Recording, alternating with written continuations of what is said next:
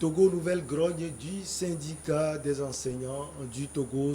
Notre invité est Kossi Ka. Kossi, il est le secrétaire général adjoint du syndicat des enseignants du Togo, SEITS. Monsieur Kossi, bonjour, vous allez bien? Oui, bonjour, je vais très bien. Merci d'avoir répondu à notre invitation. Alors, c'est quoi SEITS? On veut le comprendre et qui peut adhérer au SEITS? Ok, merci beaucoup. Nous disons tout d'abord merci à la télévision New World Info de nous permettre de nous exprimer sur notre syndicat. Et nous demandons la clémence de Tout-Puissant de faire de telle sorte que vraiment le New World puisse rayonner. Merci beaucoup. Bien avant cela, vous avez posé la question de savoir que veut dire le SEITS. Le SEITS veut dire syndicat des enseignants du Togo. Et comme vous le voyez, c'est un syndicat dans lequel nous avons presque tout. Nous avons les enseignants du préscolaire, primaire, secondaire 1, 2, enseignement technique. Donc, en fait, c'est un syndicat pour le personnel enseignant, quoi. Alors, quelle est la représentativité de SEITS sur le territoire togolais? Ok, merci beaucoup. La représentativité du SEITS, bon, en fait, le SEITS est partout représenté.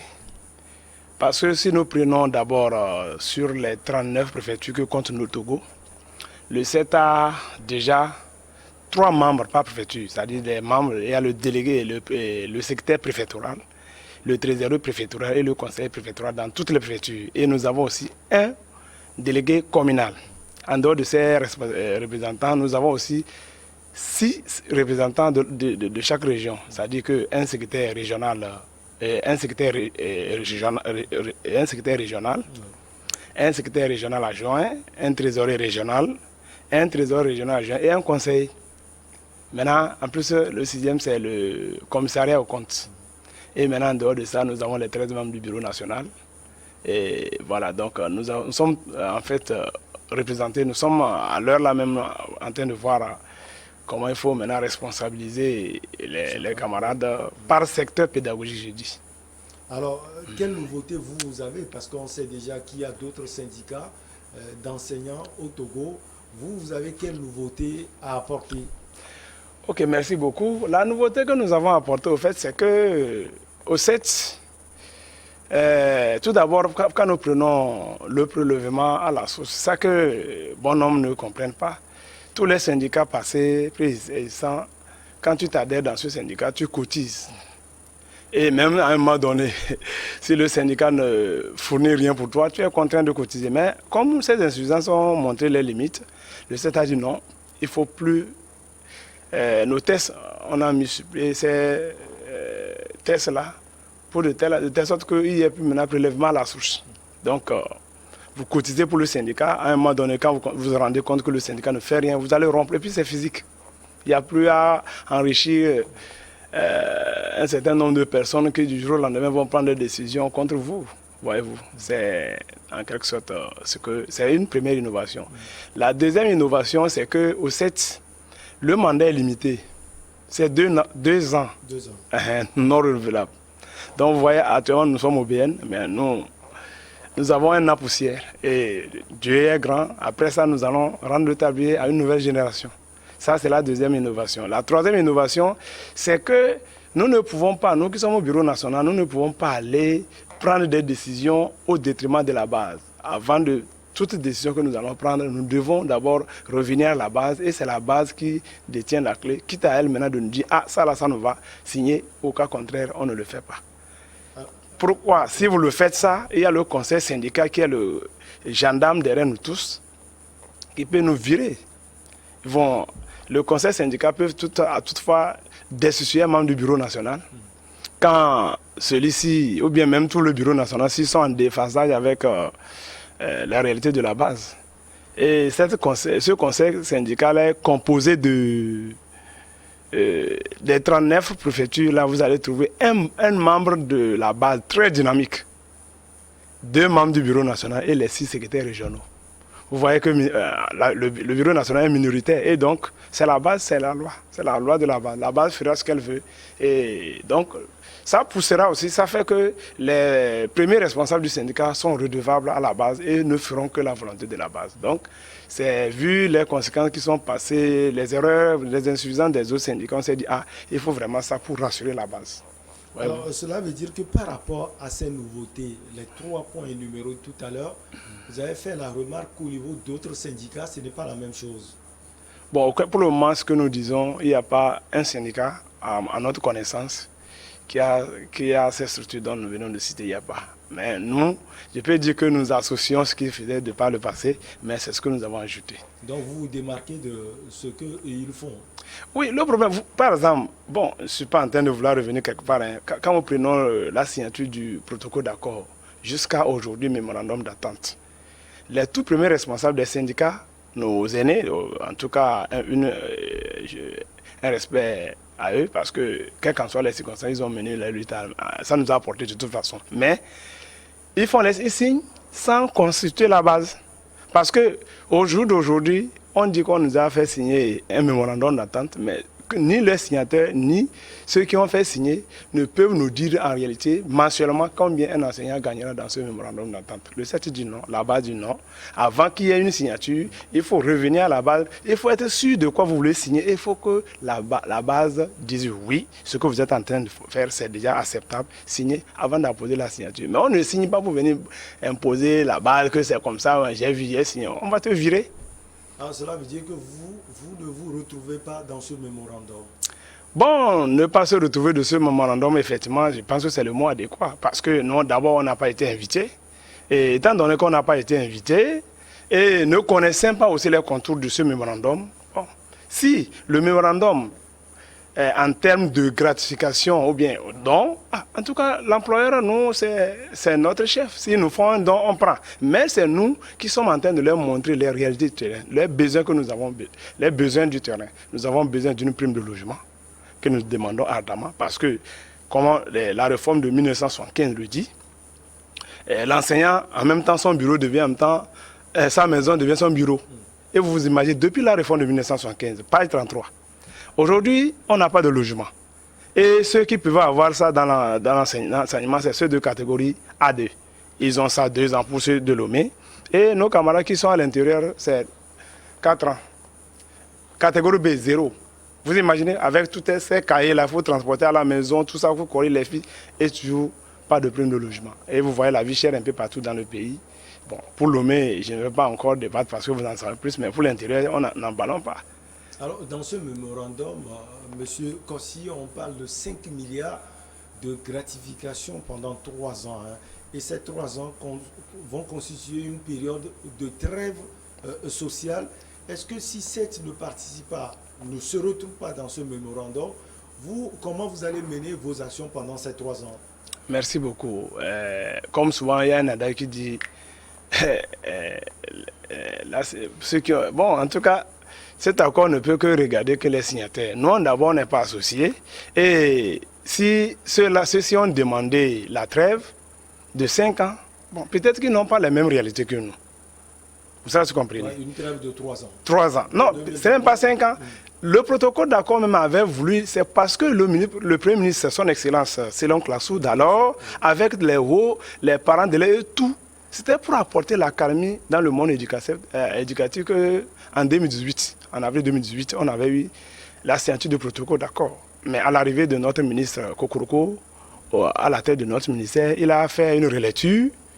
Et aujourd'hui, de la relecture, ça allait à la gratification. Gratification promise sur la télévision togolaise, qui n'a pas été visible jusqu'à l'heure où je vous parle. Et finalement, on ne parle de mémorandum d'entente. Vous ne voyez pas qu'on est en train d'aller en dilatoire et ce n'est pas bien. Pourtant, tous ces mots, que ce soit dilatoire, roubladise, c'est nous qui enseignons ça aux gens. Et donc, je pense que le moment est bien donné pour nous de dire que si les enseignants qui ne se retrouvent pas dans ce mémorandum sont prêts, ils sont obligés de soutenir et accompagner le CET pour qu'on puisse vraiment dignement réclamer nos droits. Accompagner le CET, justement, on se pose la question de savoir comment vous allez mener le combat pendant ces 3 ans. quand les autres sont d'accord sur ce qu'ils ont signé avec le gouvernement? Merci beaucoup. Bon, les autres sont d'accord. Moi, je me demande, est-ce qu'en réalité, les autres sont d'accord ou bien c'est leur base aussi? Est-ce que leurs bases même sont d'accord? C'est là le souci. Parce qu'à un moment donné, on a compris que le gouvernement a trouvé les syndicats avec lesquels eux d'autres vont discuter. Parce qu'eux, ils se disent que ça peut marcher. Sinon, la loi fondamentale nous autorise de nous associer, l'article 30. Et le fait d'aller en grève, l'article 39 de la Constitution aussi nous donne ce droit-là. Donc aujourd'hui, si à un moment donné, nous, on ne se sent pas à l'aise et nous voulons passer à une réclamation, vous pensez que ceux-là qui sont allés signer là, leur accord là, ils vivent les mêmes réalités que nous? Peut-être nous, on ne sait pas. Mais si nous, on dit que nous n'avons pas les primes de logement, nous n'avons pas de primes de mutation, nous voulons des primes de l'éloignement et recruter les EV que le ministre Bawara hier a reconnu qu'il faut normalement même recruter plus de 10 000. Si aujourd'hui lui-même reconnaît et que nous voulons maintenant qu'il y ait un concours de recrutement des EV, en quoi maintenant on pourrait prendre pour nous là comme peut-être quelque chose? En tout cas, nous on est là, on n'est pas contre quelqu'un. Nous sommes en train de faire refléter la réalité du terrain. Peut-être ceux qui donnent aux choses version, bon, c'est-à-dire autre version, savent sur quoi ils parlent, mais nous, nous parlons de ce que nous vivons. Et je pense que les camarades là-bas sont tellement mobilisés. Bon, les jours à venir, on en saura plus. Alors, vous ne pensez pas que l'un des problèmes des enseignants du Togo, c'est le fait aussi qu'ils soient divisés sur toute la ligne? Parce que comment on peut comprendre que certains vont aller signer et derrière il y a d'autres qui ne sont même pas au courant, qui ne sont même pas invités? Ah, vraiment, merci beaucoup. Au fait, le problème, c'est triste quoi, dans notre monde éducatif. C'est pourquoi le 7 année, nous avons tout fait pour que le 7 soit un syndicat fédérateur. À telle enseigne que ce soit ceux du secondaire, un peu partout qu'on soit dedans, et maintenant réclamer d'une seule et audible voix nos revendications. Mais, bon, il y a souvent des syndicats peut-être créés pour juste de base. Il y a des syndicats, si vous les demandez d'aller sur le terrain, ils vont vous citer les délégués, ça serait difficile de trouver. Mais aujourd'hui, c'est eux qui sont là à la table du gouvernement pour discuter. C'est compliqué. C'est pourquoi nous, on ne veut pas accuser quelqu'un, on les demande tous, si vraiment ils sont tous conscients, qui n'ont qu'à s'interroger. On laisse les petits intérêts pécuniaires quelque part et on regarde le travail de l'enseignant, la souffrance de l'enseignant, la précarité dans laquelle nous sommes, pour qu'on puisse vraiment fédérer nos énergies et sur la table de l'emploi, parce que l'éducation togolaise est chère pour nous. Nous sommes conscients et ça nous fait mal que des fois on peut aller en débrayage. Mais si au moins tous les camarades unis, on peut vraiment parler d'une seule voix devant l'employeur pour qu'au moins d'ici un temps soit peu, on puisse vraiment regagner les classes pour former nos enfants qui nous sont chers. Ça nous ferait plaisir que vraiment de rester dans ces petits calculs parce que j'ai des acquaintances avec X. Moi. En tout cas, nous on n'est pas là pour ça. Pour nous, le mieux, c'est comment faire pour que tous les enseignants, tous les élèves que nous avons en charge puissent très bien travailler. Cela nous est cher. Mais au même moment, nous qui sommes en train de travailler, il faut qu'on soit aussi dans une bonne condition. Psychologiquement, si moi je suis là, vous voyez, je ne suis pas bien traité. Vous pensez que je pourrais donner le meilleur de moi-même? C'est difficile. C'est difficile, sincèrement. Alors, devant cette situation, quel message vous lancez aux enseignants du Togo? Ok, merci beaucoup. Le message que nous lançons aux enseignants de tout le Togo, c'est qu'aujourd'hui, personne ne viendra réclamer un droit pour quelqu'un. Et puis, ce que nous tous nous savons, tous les droits s'arrachent. Donc aujourd'hui, si nous avons besoin vraiment que nous allons mieux vivre et bien travailler pour une meilleure éducation dans notre pays, que tout le monde se mobilise et s'aligne derrière le 7. Même si les gens ont déjà leur syndicat, ce n'est pas grave, on a des sympathisants, que tout le monde se mobilise derrière le 7 sur sa plateforme revendicative et ça va marcher parce que d'aucuns vont vouloir nous parler d'une illégalité. Bon, tant mieux. Nous, on a fait l'âge légalement dans la commune du Golfe 2. On a déposé nos dossiers à la mairie contre accusé de récession et selon le nouveau code, parce que nous, on a voulu être trop légaliste. Parce que le nouveau code dit après l'accusé de récession donné par la mairie, en réalité, vous devez attendre 90 jours. C'est-à-dire le ministère de l'administration territoriale, l'article 13 le dit, du code qui est voté. Le ministère de l'administration territoriale avait 90 jours pour statuer sur la légalité du syndicat. Mais aujourd'hui, nous sommes le 15, ou bien le 15 mars 2022, et on est né depuis le 22 mai. on n'a pas encore eu une note du ministère de l'administration territoriale des collectivités locales. Donc, c'est pourquoi nous, le 6 octobre, nous avons fait les déclarations de naissance partout, aux ambassades partout, les organisations internationales. Et comme le gouvernement a vu ça, ils ont acté. Mais après, nous sommes restés jusqu'au 4 février 2021 que nous avons déposé notre plateforme revendicative sur la table de l'employeur. Et la logique voulait que, une fois déposé la plateforme revendicative, l'employeur devait nous appeler. Vous voyez, 4 février. Donc ça veut dire que l'employeur avait la possibilité de nous appeler. Parce que même si nous sommes 10 personnes dans ce pays, et nous nous trouvons que vraiment, on n'est pas à l'aise, on veut passer à une réclamation, je pense que s'ils pouvaient nous écouter, s'ils avaient voulu nous écouter, ça, on n'allait pas arriver. Mais après 10 jours ouvrés, on a respecté, parce que selon le code, il fallait faire la relance. Et nous avons fait la relance le 21 février 2022. Malheureusement, on n'a pas toujours eu un appel à discussion. Et voilà, c'est pourquoi nous sommes allés au préavis. Puisque tout ça, là, c'est ce que la base dit. Hein, et nous respectons toujours le code du travail. Parce que nous, on se connaît. Le pays, si vous prêtez un petit franc à l'autorité, comme ils savent que nous sommes des gens tellement déterminés par rapport à la base, là, ils vont se matcher. Justement, j'allais vous poser cette question. Est-ce que vous-même vous êtes divisé ou bien c'est l'employeur qui vous divise? Bon, la question là me paraît vraiment... Non, bon, en fait, je peux dire que c'est l'employeur qui nous divise.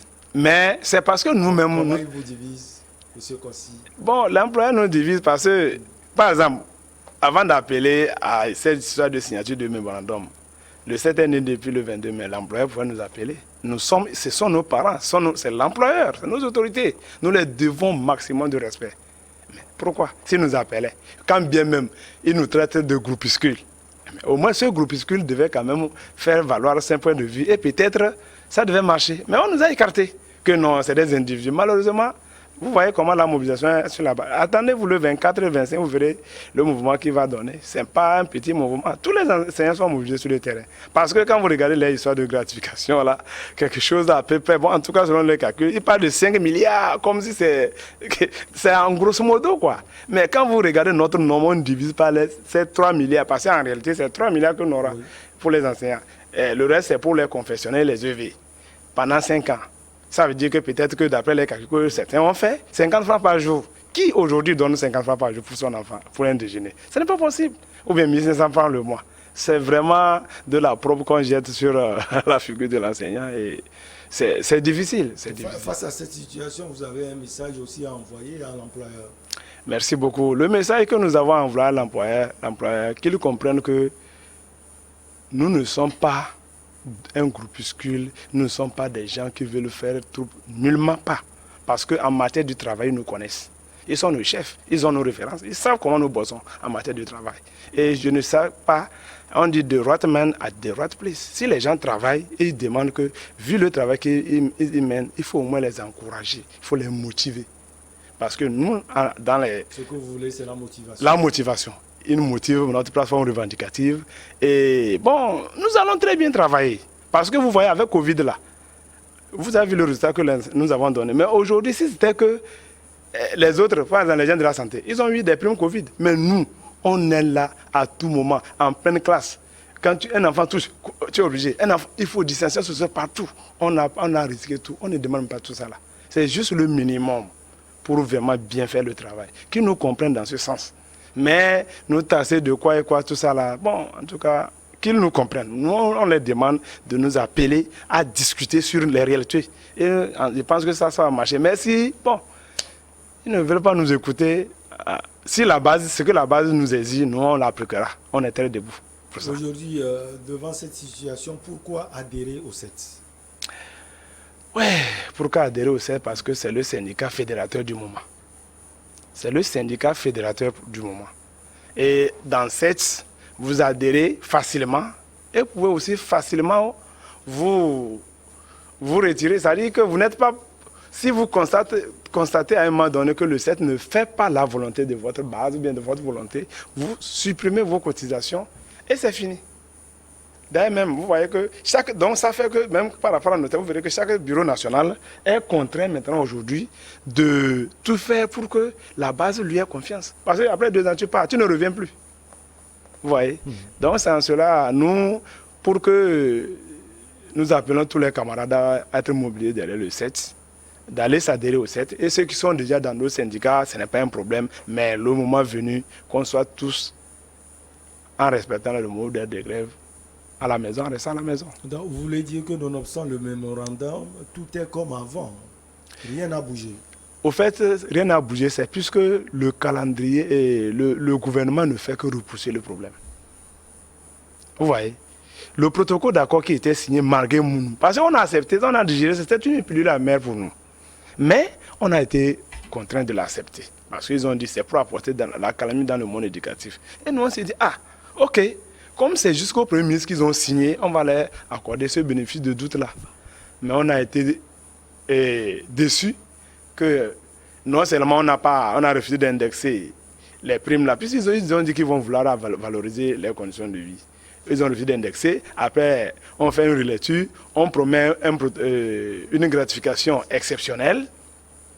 Et cette même gratification exceptionnelle qui a été promise partout a encore disparu. Aujourd'hui, on parle de mémorandum d'attente. Si aujourd'hui les deux ministres viennent remettre en cause le protocole d'accord, ça veut dire que si demain il y a un remaniement, un autre ministre aussi peut venir remettre encore le mémorandum. Et vous voyez comme ça, le cycle continue, nous sommes toujours dans la précarité. Maintenant, pour le peuple, pour la population qui ne sait pas, c'est pour eux, les enseignants réclament trop. Pourtant, la réalité du problème est là. On tourne toujours autour du pot, alors qu'il faut aller passer par la faute au problème. Vous avez parlé de plateforme revendicative. Quelle est la plateforme revendicative de cette? Merci beaucoup, mon cher Samuel. La plateforme revendicative du 7, je pense que c'est simple. Hein? Cette plateforme revendicative, au point 1, nous avons demandé, avec la proposition de la base, que le gouvernement nous octroie une prime de logement. Et ça, c'est en conformité avec la réforme de 1975 qui dit que l'enseignant, il faut que l'État trouve un logement gratuit. Puisque l'enseignant, son bureau constitue en même temps, et son logement constitue en même temps son bureau. Donc, depuis 1975, rien. Nous, on n'a rien. Mais, après, maintenant, dans les années 80, ils ont voté une loi et que, bon, ceux qui sont en A2 peuvent avoir 8 000 francs comme prime depuis les années 80 de logement. Ceux de Lomé, 2 ans, et ceux de l'intérieur, 4 ans. C'est fini aussi. Mais ceux de catégorie B, c'est-à-dire primaire, préscolaire, tout ça là, ils n'ont rien. Mais regardez ce tas de copies, des cahiers qu'il faut corriger partout. On transporte ça à la maison, tout ça là. C'est pas bien. Donc c'est le premier point de nos revendications. Le second point, c'est la prime d'éloignement. La prime d'éloignement, on a constaté que vraiment, pour des raisons administratives, tout est centralisé à Lomé. Et même si ce n'est pas à Lomé, quand nous prenons nos inspections, nos DRE, pour les jeunes, c'est difficile par rapport à ceux qui sont au nez de ces administrations-là. Donc, il faut au moins une motivation de 300 francs par kilomètre. Quelqu'un qui est distant de 300 francs jusqu'au ministère. Vous prenez quelqu'un qui est au niveau de la GTA, n'a pas la même difficulté de traiter son dossier au ministère par rapport à quelqu'un qui est jusqu'à Agbata dans la zone frontière à Nehola. Donc, et ainsi de suite jusqu'à 50C. Donc, si au moins le gouvernement peut octroyer quelque chose comme ça, vous verrez, ça va amoindrir les dépenses que de laisser les camarades. On nous escroque des fois, hein, pour faire un dossier, il faut dépenser. Puisque quand vous prenez ceux qui vont quitter 50C pour venir, à leur retour, ça fait combien? Arriver, tu vas te loger, tu n'as personne. C'est vraiment un parcours de combattant. Et pour nous faciliter cela, nous proposons au gouvernement de nous octroyer cette prime-là. Voyez-vous. Maintenant, en troisième point, nous avons parlé de la prime de mutation. La prime de mutation, c'est qu'on a les affectations. C'est les affectations. L'affectation interrégionale et les affectations intra-régionales. Donc, au moins, si là-bas, on peut avoir aussi une prime, une allocation à la matière, ça serait bien. Vous n'êtes pas sans savoir que lorsque nos parents, avant, on les affectait, les parents, le gouvernement mettait à leur disposition des véhicules. Mais aujourd'hui, on n'a pas ces véhicules-là qui peuvent accompagner les enseignants. Si maintenant on peut au moins motiver par une prime, vous ne voyez pas que ça devrait vraiment soulager. C'est comme ça, tout ça c'est la légalité. Maintenant le quatrième point, c'est le recrutement des enseignants volontaires. Pour ceux qui sont du primaire, ceux qui ont du CAP et qui ont fait au moins 3 ans dans une école publique, Pourquoi nous avons dit 3 ans dans une école publique? Parce que nos camarades qui sont souvent dans les écoles publiques, 0 francs, les gens, moi, je vous dis, j'ai fait avec des camarades qui ont fait 2 ans comme ça, 0 francs. On les a promis 5 000 par mois, mais ça ne tombait pas. Mais ils donnaient le meilleur d'eux-mêmes. D'autres, c'est eux qui créent l'école, ils disent, jusqu'à après l'école va être reconnue, mais lui n'a pas l'argent. À l'heure, je vous parle, il y a une tata, c'est elle qui a créé un jardin là, elle a formé les gens, elle a formé 3 personnes qui sont déjà dans la fonction publique. Enseignement, hein, mais aujourd'hui, elle n'est pas encore intégrée. Vous ne voyez pas que ça frise. Donc il faut au moins, ceux qui ont fait plus de privés, parce que les privés au moins leur rémunération est acceptable que ceux du public. Donc, au moins, si tu as fait 3 ans, tu as ton CAP ou bien ton CRP et tu es allé dans le public quelque part, c'est bon. Maintenant, ceux du secondaire, CAP, SEG, licence, et maintenant, secondaire 2, master et tous les diplômes qu'on peut pour le recrutement. Mais au moins, il faut que ce soit des gens privilégiés de l'enseignement public d'abord. Et maintenant, le 5e point, nous avons demandé à ce que vraiment il y ait un respect et considération vis-à-vis des enseignants que nous sommes, pour qu'on puisse vraiment faire face à notre activité quotidienne, professionnelle qui est l'enseignement. Vous voyez, c'est qu'il ne faut pas qu'on va se leurrer. Hein. Si on ne peut pas vouloir une chose et son contraire. Si aujourd'hui les gens disent qu'ils prônent une qualité de l'éducation, l'enseignant est un acteur principal.